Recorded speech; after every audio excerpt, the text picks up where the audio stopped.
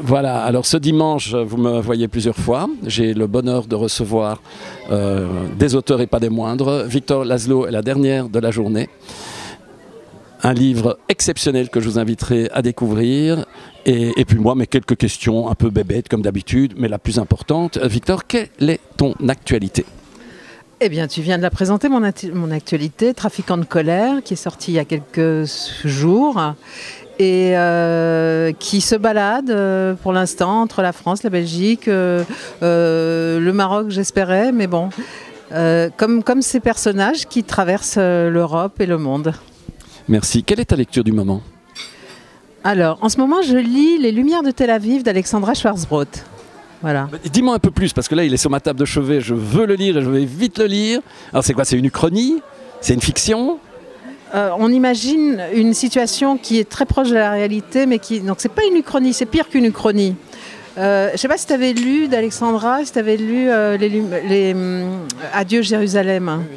Voilà, bah, c'est un petit peu dans la même veine qu'Adieu Jérusalem, c'est fabuleux, moi j'adore ce qu'elle écrit.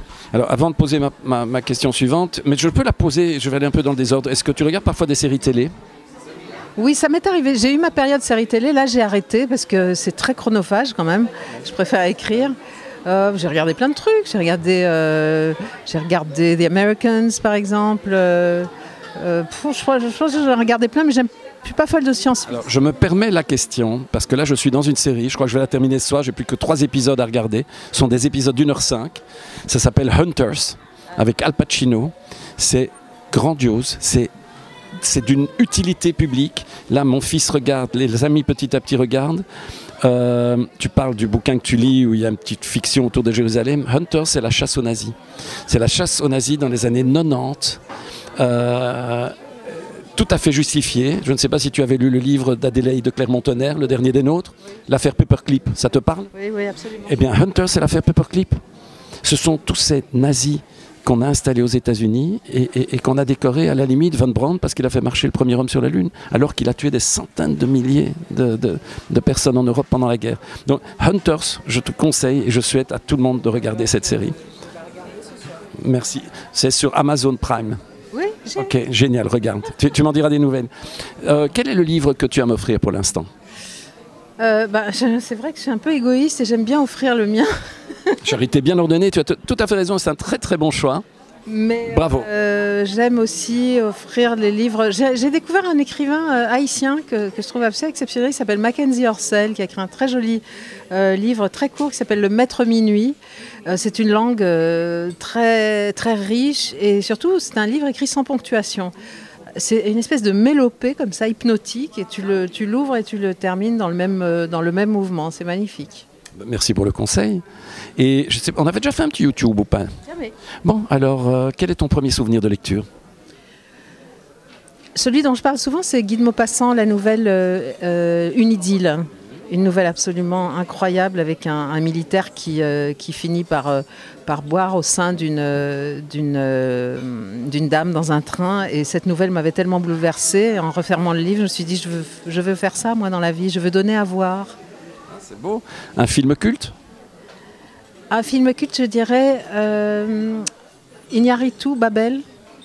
Un de mes films préférés, mais il y en a tellement. Ah, c'est un beau choix. Ton plat préféré ? Mon plat préféré, ah là là, les frites croustillantes, mais bien dorées et croustillantes, pas jaunes pâles et molles. Mais... Bon, bah alors avec quelle sauce tant qu'on y est ?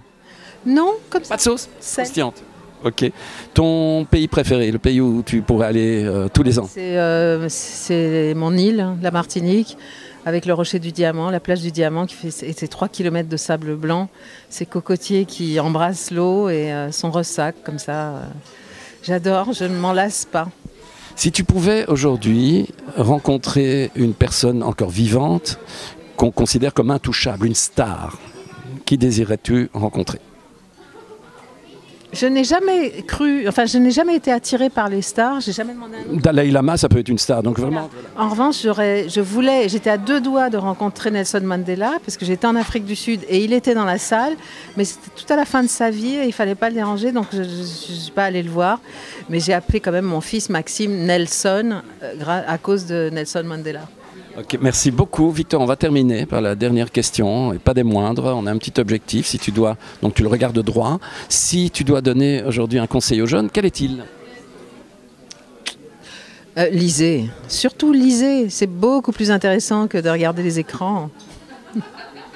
Bon, regardez un petit peu les séries aussi, c'est merveilleux. Longue vie à Trafiquants de colère. Merci Victor, qui reviendra nous voir, je vous l'assure.